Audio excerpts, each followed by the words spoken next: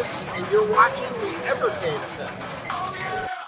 Hey everybody, welcome to the Evercade Effect. My name is Ed, and today I'm going to actually cover something a little bit different than Evercade. Sometimes I make videos kind of Evercade adjacent when there's something that I'm really passionate about, and I do want to talk about this guy here, the Mod Retro. This doesn't apply to the Mod Retro, it applies to Game Boy, Game Boy Color. You know, from time to time we suffer from choice paralysis, and so I'm going to talk about what I've gone ahead and done in making this customized 12-in-1 flash cart, and we're going to further discuss, have I been playing games more and all that. So you can really do this with anything. I have the EverDrive, Crick's EverDrive. Highly recommend it. It's the X5 model. It doesn't have save states. You press the button to reset. That's really all I need. I'm going for the old school experience. I still even use batteries on this. I don't have the recharge pack and all that. So let's kind of go ahead and talk about why I did this, how I have mine organized, and if you have a Chromatic or any type of Game Boy, you can do this. And really, you can do this with any handheld device. So let's go ahead and take a look here. Alrighty, so here you can see I've got my Chromatic connected to my computer, and when I go ahead and I flip through here, you'll notice everything is on one page. If I press left or right, I can't, there's no scrolling down, there's no subfolders, and this is done by design.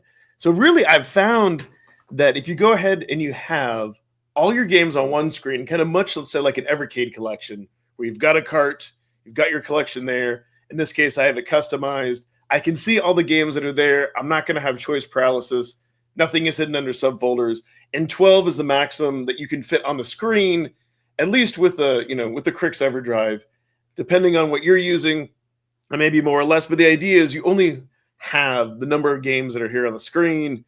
And then, of course, if you do want to change them out, then you do have to go through a little bit of effort and kind of put some thought into it. So you do have to, take out the micro SD card, delete all the games, copy them back on one at a time in the order that you want, at least in this EverDrive, so they stay in alphabetical order.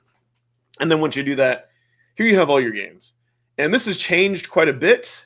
And I've noticed since I've done this, I just dive in and play a game. So let's say I want to go in. I love me some Miss Pac-Man. I don't even really need to think about it. Let's say I just have 10 or less minutes and I want to go in and I want to play this. Well, now I can. And so I'm going to kind of talk more about this while I play some games and why I chose to do this. So before, I really did have choice paralysis. I did enjoy initially exploring the Game Boy Color and Game Boy library, but kind of after a while, it's just kind of like, what do I play? And just getting overwhelmed and then kind of spending more times and having the Netflix effect on really what I want to play. So I did get inspired from Retro Game Corps. He did a video and called it like my 5-in-1 gaming device. And I thought, you know what? Why don't I do this with one of my favorite handheld devices and kind of see if it affects the way that I go ahead and play. And it really has. And I've really had to put some thought into swapping these games in and out. And I've really kind of had to go through, why do I want to have this game here? I don't want to have like 10 RPGs on a list, for example. I don't want to have like 10 games where you go through and save progress. I want to have a good mixture of games like this that I can jump in and jump out and play, and other games that I can play long term. So let's talk about that.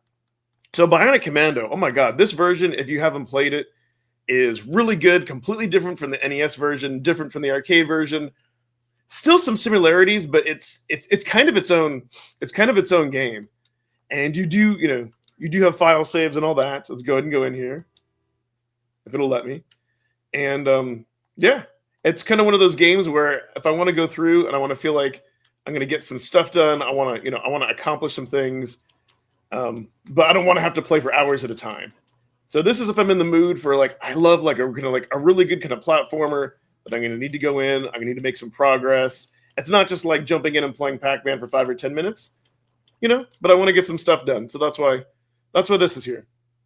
And then kind of right next to it, Donkey Kong. Oh my God. If you have not played this version of Donkey Kong, it's very unique to Game Boy. It's similar. It was like before the version on Game Boy Advance. If you've kind of played that, you'll really like this. The first couple levels start off as Donkey Kong, and then you go through and you just kind of have to solve it, right? Like you have to get to the end, you have to get the key. So it's a little bit, I would say definitely this is a puzzle game, right? With Donkey Kong like elements. There we go. I went ahead and died. But this is for that kind of game where I don't really want a platformer. I don't want to do a full blown RPG. I want to make some progress on it, and I kind of want that puzzle action. This is there for that reason.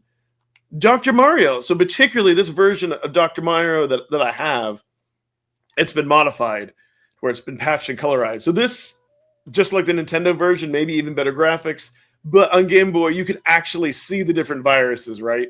You don't have to be like, wait, look really close and be like, wait, is this the one with the stripes, the dots? No. And I love this back in the day on Nintendo. I do also own this physical cart. But yeah, there was always that frustration, even with being able to see it, in good, the backlit screen and all that. What is what? So yeah, this knocks out of the park. I play this for the same reason that I have Tetris. Tetris is just one of my all-time favorite games. You jump in, it's random. Even though Dr. Mario is different, it's what I mean by that is that like the levels are pre-planned. It's not randomized like Tetris. But with that, it's still very different. It's kind of my second favorite Tetris type game other than Tetris, right? So I love it. So that's there. So I have your kind of long terms, make some progress, jump in and out. And then I have some of your arcadey games like Frogger. Oh my God. I've always loved Frogger, one of the first video games that I ever played. My dad's like old school IBM computer. I played many different versions of Frogger. This one, I will tell you, is very good. It's better than the Game Boy one, because that one kind of zooms in on the screen of the OG Game Boy. And I even tried playing the version on the Konami collection where they colorized it. And this is just great. It has great controls. It's Frogger. It has the theme music. It's wonderful. So yeah, I want to jump in. I just want to play something for a few minutes, not really have to worry about, dedicating any time or anything. Yeah, I have a few arcade games like this. So this is excellent. Magical Chase. So this I wanted to put on. I do love my shooters. I wanted to put a few shooters on here. This one has been patched and translated. Those of you who are familiar with the Magical Chase series will know this is a fantastic shoot 'em up. And so yeah, this is here where I'm in the mood. I kind of want. Let's say I want to do a full play session. I have not yet beat this game, but I want to play through something. This doesn't have any passwords and all that, which is fine. I can go ahead and I can play through this. I believe you have unlimited continues. You just start over the level, and this is just very fun, very different. It scratches that itch if you want to play like a really good shoot 'em up. All right. And then we have Mr. Driller, another arcadey type of game. I first heard about this like when the Dreamcast came out, and I was like, why are they selling this? The Dreamcast is like too powerful, for this system. This is an arcade game, but it's simple. You drill through, you have to get oxygen. Again, the same reason why I had Pac-Man, just something fun and different. You want to go ahead and you want to kind of blow off some steam, not commit a lot of time, not worry about save states, worry about saving your progression. There's no save states and all that.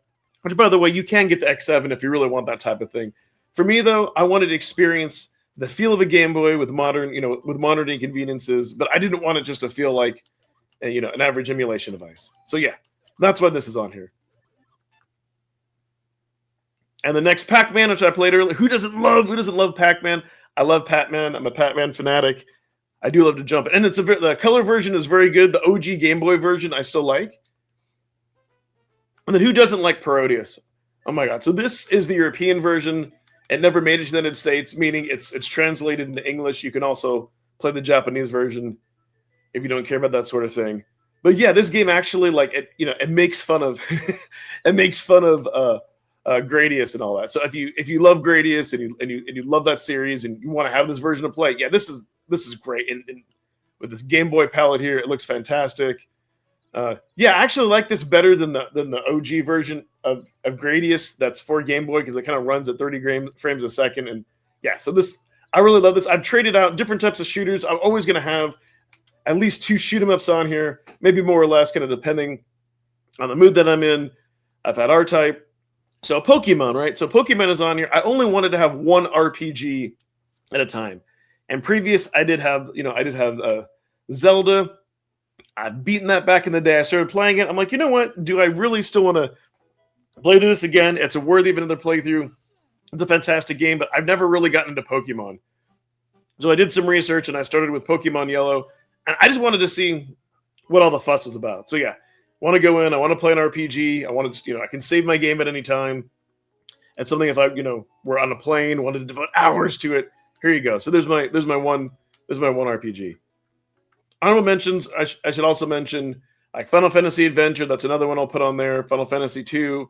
Instead of having Donkey Kong and Bionic Commando, Shantae is the other game I want to play through. Solar Striker, you saw me playing earlier. Again, another shoot 'em up, great jump in and jump out. I need to beat that again as an adult. Mod Retro. So, obviously this came with the physical cart. I have this. I own this game. This is my favorite version of Tetris, and for me, the best version of Tetris. I play this in retro mode, so you don't have the whole piece. You don't have any of the other modern day nonsense and conveniences. It's fully random, and yet it feels like the original Tetris that came out a long, long time ago. But improvements. It's in color. It has the awesome Tetris theme. It has basically that's everything that I would want in Tetris, and I love this. And this is on here because I got tired of having to swap in and out the physical cart that I had. I'm like, yeah, why don't I just put it in here and have it take up a slot? It rather gets annoying, especially if you're traveling. I don't want to bring my physical copy and this, right? So yeah, I love this version of Tetris so much. More versions of Tetris have made their way on here. This will always be on here no matter what. This will always be on here. And then, of course, we have Tetris Plus. I freaking love this game. It's very, very different. This was a port from an arcade game. I know there's a good port of it on PlayStation 1. But yeah, let's say I want like another variety of Tetris. You can come in here, and what makes this so special, if you go into puzzle mode, is you got to have this little guy get there, and it saves your progress, so it's something you can play like one at a time. But what makes this version of Tetris different is that the little dude just has to touch the goal. That's it. You don't care about the number of lines. You don't care about anything else. Before he gets smashed, you got to get him down there. And you can't press the up button to make the pieces fall faster. So this was a little bit of a learning curve for that when you're so used to other versions of Tetris. But yeah, you just got to get him down there. You beat the level. And I want a variety of Tetris. And I can see myself having a few different versions on here. Other honorable mentions are like Yoshi, Yoshi's Cookie, and all that. So yeah, that's my current list. This does change, but it's not something that like changes every single day. Because when I go through, I can only have to myself 12 games, so I really got to pick and choose, what's on here. And I think having less is more, and just having the games, your go-to games that you like to and play, much like the Evercade with its interchangeable cards. It just, yeah, I play these games so much more. I really get a lot of enjoyment. I don't spend much time like hunting through folders and having to have everything alphabetized, and it's just really, really frustrating. So yeah, let me know in the comments below if you suffer from choice paralysis. Do you run into these issues with your emulation devices? Do you have a Chromatic or Game Boy or some other device? I mean, you can really do this with anything that has a customized flash card. Have you done this? You're going to give it a try. If you have it, like a modern Ambernic device, you can do the same thing. Go ahead and let me know below. Again, let me know if you like when I do this Evercade adjacent content and all that. Thank you so much, everyone, for watching. I'm now going to go ahead and thank my channel members, and bye-bye.